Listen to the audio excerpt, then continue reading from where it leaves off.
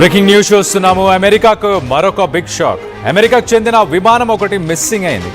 Flying gas station అని పిలిచే KC-135 స్ట్రాటో tanker ప్రస్తుతానికి మిస్సింగ్ అయింది. ఫ్లైట్ రాడార్ 24కి సంబంధించిన వెబ్సైట్లో మనం చూడొచ్చు. దానికి సంబంధించిన ఫ్లైట్ పాత్ని మొదటగా ఇరాక్ నుంచి బయలుదేరింది. ఇటు దుబాయ్ నుంచి బయలుదేరిన తర్వాత గల్ఫ్ ఆఫ్ పర్షియా పరిసర ప్రాంతాల్లో చక్కర్లు కొట్టింది. ఒక 4-5 రౌండ్స్ అక్కడ వేసింది. చూడండి, ఆ 4-5 రౌండ్స్ వేసిన తర్వాత ఖతర్ వైపు వెళ్తున్న సమయంలో ఒక్కసారిగా అదృశ్యం అయిపోయింది. దాన్ని ఇరాన్ కూల్చేసిందంటూ ఇరాన్కి సంబంధించిన యాక్సిస్ ఆఫ్ రెసిస్టెన్స్ గ్రూప్, ఆ గ్రూప్కి సంబంధించి IRI వాళ్ళు వెల్లడించారు, మేమే కూల్చేశామంటూ. ఎస్, లెఫ్ట్ సైడ్ విజువల్లో కనిపిస్తుంది KC-135. అది KC-135 ఫ్లయింగ్ గ్యాస్ స్టేషన్ అంటారు. ఫైటర్ జెట్స్కి సాధారణంగా మనం ఆ విజువల్ చూడొచ్చు. ఆ ఫైటర్ జెట్స్ ఏవైతే ఫ్లై చేస్తున్నాయో వాటికి ఫ్యూయల్ అందించడానికి ఈ KC-135 గాల్లోనే 20,000 నుంచి 30,000 ఫీట్ హైట్లో, అంత హైట్లో ఈ ఫైటర్ జెట్స్కి అది ఫ్యూయల్ని ఆటోమేటిక్గా గాల్లో వెళ్తున్నప్పుడే నింపేస్తుంది. అలాంటి ఫ్యూయల్ ట్యాంకర్స్ని ఇరాన్ కూల్చేసిన అని చెప్పుకొస్తుంది. ఎస్, ఎగ్జాక్ట్లీ మనం చూస్తున్న విజువల్లో అదే KC-135 పర్షియన్ గల్ఫ్ మీదుగా వెళ్తుండగా 7,700 ఫీట్ ఆ హైట్లో ఉన్నప్పుడు ఒక్కసారిగా డిస్ట్రెస్ సిగ్నల్ని పంపించింది. యునైటెడ్ అరబ్ ఎమిరేట్స్లోని అల్ దఫ్రా ఎయిర్ బేస్ నుంచి బయలుదేరిన కొద్దిసేపటికే టెక్నికల్ రీజన్ వల్ల కూలిపోయిందంటూ ఇటు అమెరికా కూడా దీన్ని యాక్సెప్ట్ చేసింది. ఖతర్ గగనతలంలో అదృశ్యమైపోయింది అమెరికాకు సంబంధించిన యుద్ధ విమానం. దాని లాస్ట్ సిగ్నల్స్ అక్కడే వచ్చాయి. ఫ్లైట్ రాడార్ 24 డేటా ప్రకారం గాల్లో కొన్ని చక్కర్లు కొట్టిన తర్వాత తిరుగుతూ ఒక్కసారిగా విమానం కనిపించకుండా పోయింది. గాల్లోనే యుద్ధ విమానాలకు ఇంధనాన్ని నింపే విజువల్ని మనం లెఫ్ట్ సైడ్ బాక్స్లో చూస్తున్నాం. ఎగ్జాక్ట్లీ అలా ఫైటర్ జెట్స్కి డైరెక్ట్గా రీఫ్యూయల్ చేస్తుంది. మనం చూడొచ్చు, అది ఫ్యూయల్ని మాత్రమే క్యారీ చేస్తుంది, ఎలాంటి వెపన్స్ ఉండవు. డైరెక్ట్గా ఫైటర్ జెట్స్కి ఇరాన్ సరిహద్దులకు సమీపంలోనే ఈ ఘటన జరగడంతో మొత్తం మీద అంతర్జాతీయంగా ప్రస్తుతానికి ఆందోళన మొదలైంది. విమానం స్థితిగతులపై ఇప్పటి వరకు అమెరికాకు సంబంధించిన మిలిటరీ వర్గాలు నోరు విప్పలేదు. గత మార్చిలో ఇరాక్ సరిహద్దుల్లో ఇదే తరహాలో అమెరికాకు సంబంధించిన KC-135 విమానాలు కూలిపోయాయి.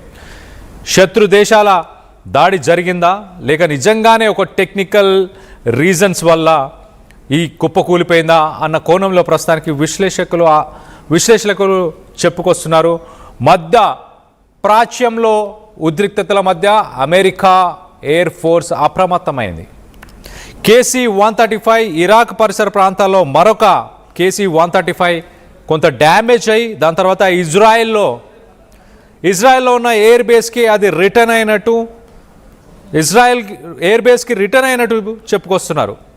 Shortly after the first statement, IRI Islamic resistance in Iraq, Islamic revolutionary గార్డ్స్తో పనిచేసే మరొక యాక్సిస్ ఆఫ్ రెసిస్టెన్స్, వాళ్ళకు సంబంధించిన మరొక గ్రూప్ అని చెప్పొచ్చు, ఇస్లామిక్ రెసిస్టెన్స్ ఇన్ ఇరాక్, వాళ్ళు ఒక స్టేట్మెంట్ ఇచ్చారు. మొదటిది కుప్ప కూలిపోయిన తర్వాత సెకండ్ది కూడా కొంత డ్యామేజ్ అయి మళ్ళీ ఇజ్రాయెల్కి వెళ్ళిపోయింది. దానికి మేమే కారణం, మేమే దాన్ని కూల్చేసే ప్రయత్నం చేశాము అంటూ IRI ఒక స్టేట్మెంట్ ఇచ్చింది.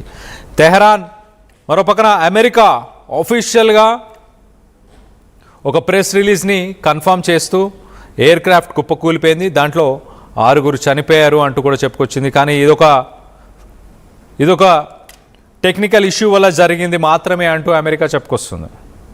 KC-135 సాధారణంగా ఫైటర్ జెట్స్కి ఒక గాల్లోనే ఒక ఫ్యూయల్ స్టేషన్ లాంటిది. 20,000 ఫీట్ నుంచి 30,000 ఫీట్ ఆ హైట్లో ఇమీడియట్ కాంబాట్ జోన్, యుద్ధం జరుగుతున్న సమయంలో ఇవి ఒక ఆయిల్ ట్యాంకర్గా అక్కడ పనిచేస్తుంటాయి. అలాంటి ఆయిల్ ట్యాంకర్స్కి మరి నిజంగానే వాస్తవానికి ఏమైనా ఫైటర్ జెట్స్ అక్కడ గాల్లో తిరుగుతుండేనా? ఓన్లీ ఎయిర్ బేస్ని మార్చుతుందా? లొకేషన్ మార్చడానికి మాత్రమే KC-135 అబుదాబి నుంచి, యునైటెడ్ అరబ్ ఎమిరేట్స్ నుంచి ఖతర్కి వెళ్తున్న సమయంలో ఈ అటాక్ జరిగిందా? ఓవరాల్గా మిడిల్ ఈస్టర్న్ కంట్రీస్లో ప్రస్తుతానికి ఉన్న సిట్యువేషన్కి ప్రపంచ దేశాలు ఒక్కసారిగా ఉలికిపడ్డాయి. అమెరికా అమెరికన్ ఫ్లైట్ ఒక్కసారిగా కుప్పకూలిపోవడంతో హై టెన్షన్ మొదలైంది. యుద్ధం కొనసాగే అవకాశం ఉందా అన్నట్టు జియోపొలిటికల్ అనలిస్టులు, డిఫెన్స్ అనలిస్టులు ప్రస్తుతానికి తలలు పట్టుకుంటున్నారు.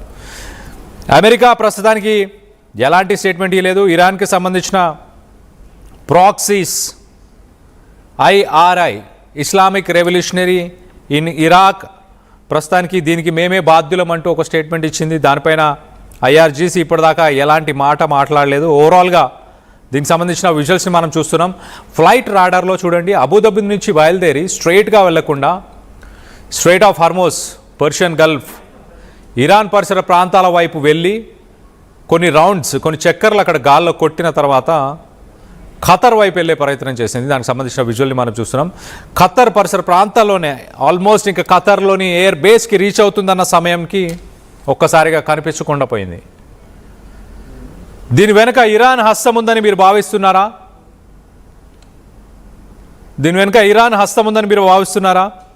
కొన్ని కథనాల ప్రకారం, ఇంటర్నల్ మిలిటరీ లీక్స్ ప్రకారం మిడ్ ఎయిర్ కొలిషన్ ఎవిడెన్స్ ఉంది అంటూ చెప్పుకొస్తున్నారు. అంటే గాల్లోనే ఉన్న సమయంలో ఒక మిడ్ ఎయిర్ కొలిషన్, అంటే మిసైల్ వచ్చి తగలడం కాదు కానీ వేరే ఫైటర్ జెట్ని తగులుకుందా, దేనికో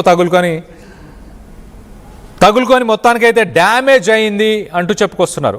2 KC-135 ఇవి అమెరికన్ ఎయిర్ ఫోర్స్లో 1960 నుంచి పనిచేస్తున్న ఫ్యూయల్ స్టేషన్స్ అని చెప్పొచ్చు. ఈ ఫ్యూయల్ స్టేషన్స్ని మరి ఇప్పుడు ఇరాన్ కావాలనే టార్గెట్ చేసిందా, ఇతర కారణాలు ఏమైనా ఉన్నాయా? దీనికి సంబంధించి మరింత డీటెయిల్గా మాట్లాడుకునే ప్రయత్నం చేద్దాం.